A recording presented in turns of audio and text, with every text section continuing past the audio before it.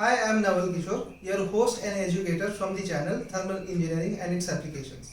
Now, if you have any kind of doubt or query, you can get in touch with me and I am giving my contact details in the description below. In the previous session, what we have studied is the knocking that or the abnormal combustion that is happening due to two different phenomena. One is due to the spark and second is the self-ignition or pre or post-ignition. So out of that what we have studied is how exactly the knocking takes place due to the spark plug or spark ignition.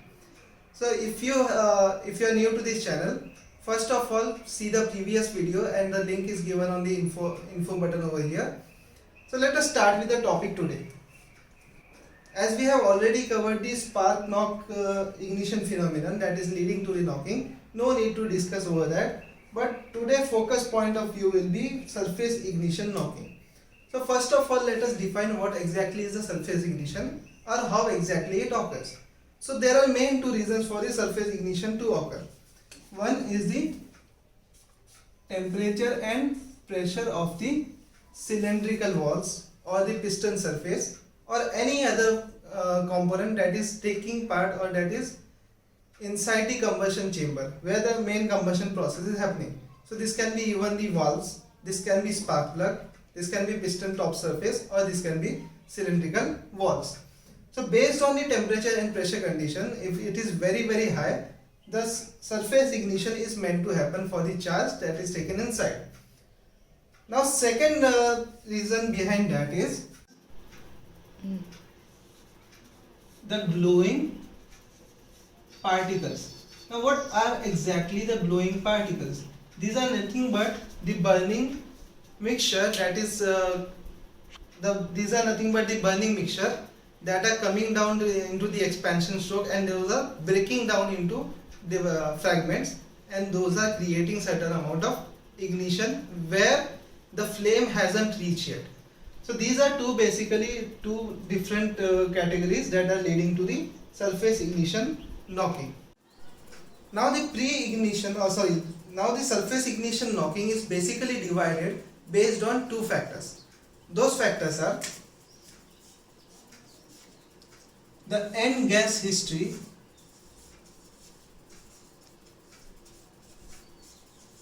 So what exactly is the end gas history?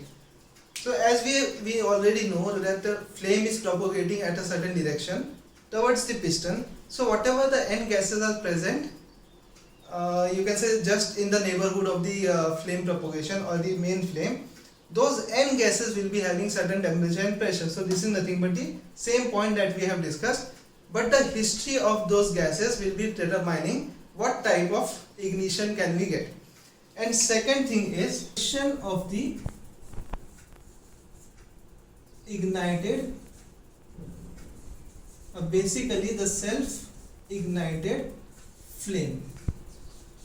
Now the direction of the self-ignited flames can be analogous, that means it can be in any given random motion. So based on the direction and the history of the end gases, we can divide this surface ignition into various other types of ignition which will not even produce the knocking. So it is not necessarily that surface ignition will always be leading to the knocking, but it may or sometime even it may not lead to the knocking phenomenon.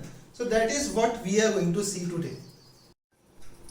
Now let us look into the factor how exactly or when exactly the pre-ignition or post-ignition takes place. So let us define first pre-ignition and post-ignition. Pre-ignition is the fact that due to the surface ignition phenomenon, whatever the charge or the fuel particles are there, those will be getting burned before the main spark, that is called as the pre-ignition phenomenon. And obviously, as the name suggests, when the induced charges are getting burned automatically or self-ignited after the main spark is taking place, that process is called as the post-ignition phenomenon. So based on this pre-ignition and post-ignition, we may or may not get the knocking case. So as depicted over here and as I have already told you about this. So let us analyze how pre-ignition and post-ignition may or may not lead to the knocking cases. So pre-ignition, let us see with respect to the block diagram. This is our piston and cylinder arrangement. There is a spark plug. Now pre-ignition, let us suppose here is certain deposit of the previous cycle and here is the fresh charge that is covered with the air. So this will start burning before the main flame.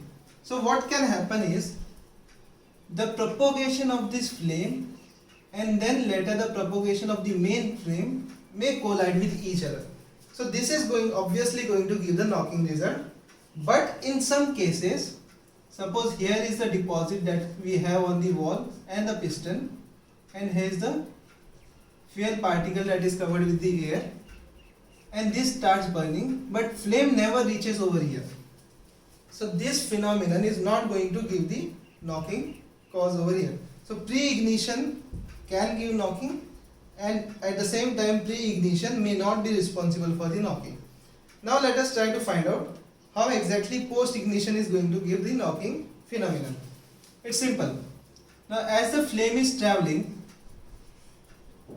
and due to the heat content or the heat energy that is contained by this fuel, this starts igniting and this has its flame propagation after the main flame has started. So when these two gets collided with each other, there would be knocking created, and in which case post-ignition of post-ignition knocking will not be created. That is, again, here is the piston, the flame has propagated, now it has ended, but the fuel that is remaining attains the self-ignition temperature, it's spun and it creates its own flame. So in this case, there is no main flame originating from this spark plug because it has ended, after which there is post-ignition that is taking place, and this particular phenomenon will not lead to the knocking. So pre as well as post, either it can lead to knocking or it may not lead to knocking. Now before going on with the further cases of wild ping, what is run-on ignition, what is run-away ignition and what is rumble, let me tell you one more scenario where in spite of having the collision of pre-ignition and the main flame, there won't be any case of knocking. That is very important to understand.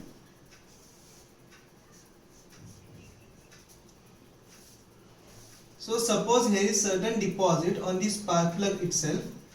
Due to that, the glowing spark plug deposit will create certain kind of flame propagation due to the self-ignition process.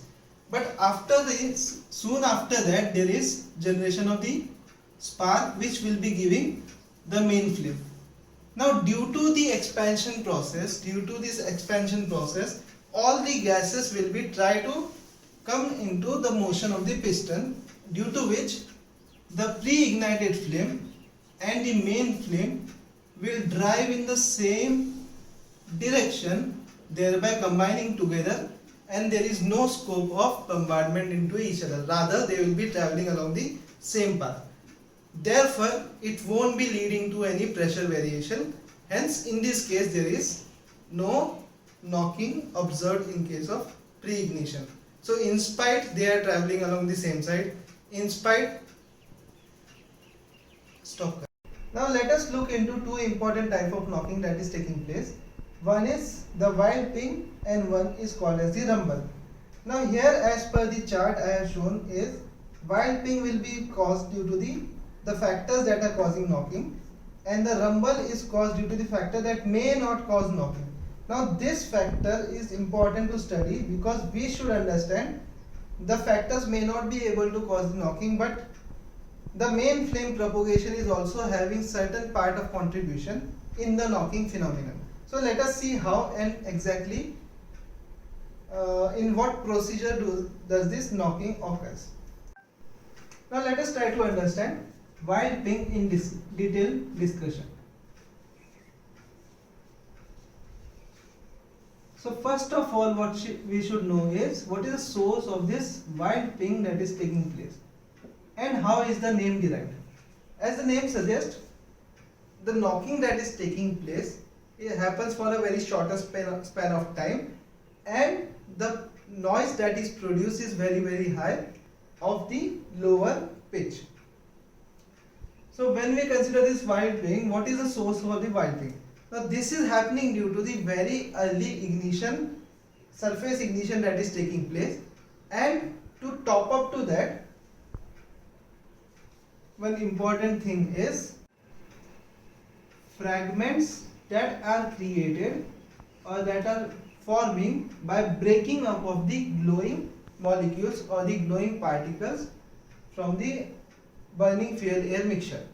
So when these glowing particles are breaking down, let us see physically how exactly it is happening. So here is the spark plug which is yet to give the spark, and the compression is taking place. So at this point of the piston, when compression has taken up to a certain level, certain fuel particles start burning due to their higher temperature and pressure condition. So what may happen is this gets divided into two parts, let us say. So now this one source has been converted into two more sources. Now this will be driving the fuel air mixture around them, and those will be started to getting burned. This is happening way too before the main spark is acting down over here. So now when the spark is given, there is flame propagation from the main flame, and there are certain flame propagation in any random direction. So this is going to give a wild ping, there's the intensity is very higher. So this is the cause that is leading to the wild ping phenomenon. So let us talk about how exactly rumble knocking takes place. So as I have already mentioned that rumble is created from the factors that may not be causing the knocking phenomenon. So let us see in the engine itself. There is a certain compression has taken place, piston has moved from BDC up to this value. So the change in volume in the cylinder is representing how much compression has taken place. There is a spark plug which is yet to get activated, that means it has not yet given any kind of spark. Now due to the both the valves in closed condition being the compression process, some part of the fuel may get ignited due to the higher temperature condition near to these zones. So now due to very early ignition of the sources and this compression being higher, now why this compression can become higher? Let us say the deposits from the previous cycle has increased to a higher value. Now due to the increase in deposits inside the cylinder, we know that compression of the engine increases. Now due to higher compression compared to the previous cycles, the temperature inside this combustion chamber has been risen to a higher value compared to the previous ones. So due to this higher temperature and pressure condition, these particles are burning at a higher propagation rate. Now spark plug is again ignited and there is propagation of main flame over here. So this is the cause of rumble that is taking place inside the cylinder. Now in this case, what exactly is happening and how it is different from the wild ping that was taken place in the previous case. So when we consider the rumble knocking phenomenon, the amount of self-ignited mixture is more compared to whatever the amount of self-ignited mixture was present in the wild ping case.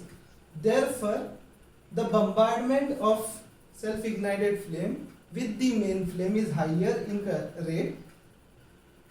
The sources of self-ignition are more in number in case of the rumble, and the sources of self-ignition are less in case of the wild ping. So this is basically the difference between the two. Third difference is the intensity over here is higher, the intensity over here is lower. So that brings us to the end of the two main type of knocking that is taking place due to the surface ignition phenomenon. Now at the end we also need to understand two more terminologies that are related to the ignition that are related to knocking that is taking place due to surface ignition phenomenon. Now those two terminologies are run on ignition and run away ignition. So what exactly is the run on ignition? Let us try to understand with respect to the diagram. So here is the engine with the spark plug and the piston cylinder arrangement. So spark plug is shut off, that means the key is turned off.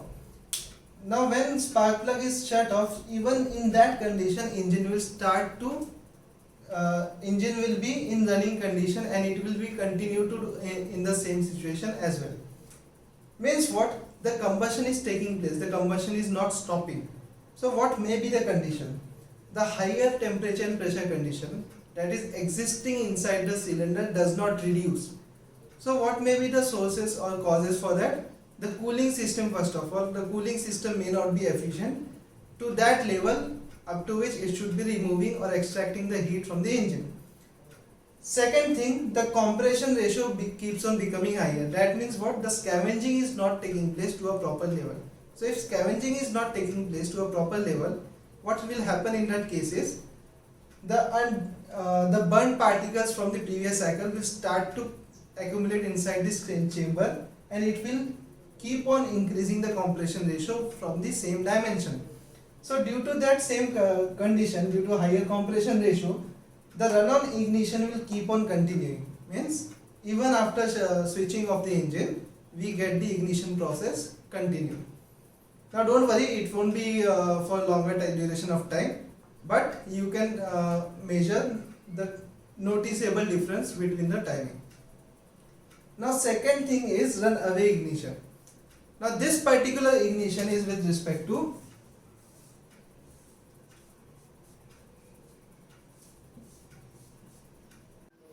so what I have shown over here are the spark plug and the valves over here. Now these are very important point to be considered. The components which are responsible for the runaway ignition. The spark plug and the exhaust valve are the components which contains maximum amount of deposits. Now these deposits are going to create self ignition due to the high temperature and pressure condition for the fresh charge that is coming inside. And these self ignition that is taking place from these sources are mostly responsible for the pressure variation that is taking place inside the cylinder. So that phenomenon is called as the run-away ignition. So run-on ignition happens due to the increased compression ratio, and run-away ignition happens due to the collection or accumulation of the unburnt particles from the previous cycle onto the spark plug and onto the valves. So these two are types that we can correlate with the wild ping and rumble as well. Now you may be wondering why the relation between the factors that may or may not be knocking lead to the knocking phenomenon and run-on ignition and run-away ignition is given over here. So you already know about the glowing particles, you know how the deposits that are on the various components of the engines that are leading to the surface ignition phenomenon.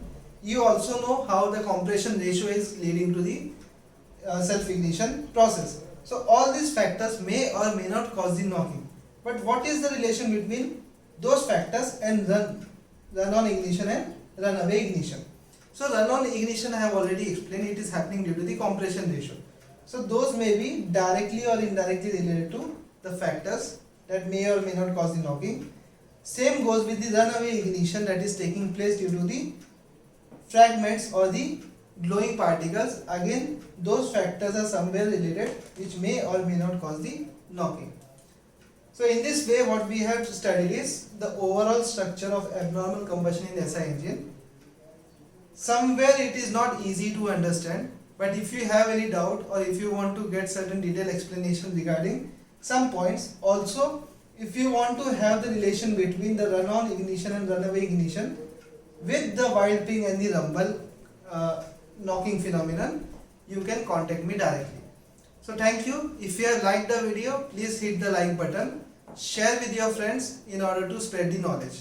That's all.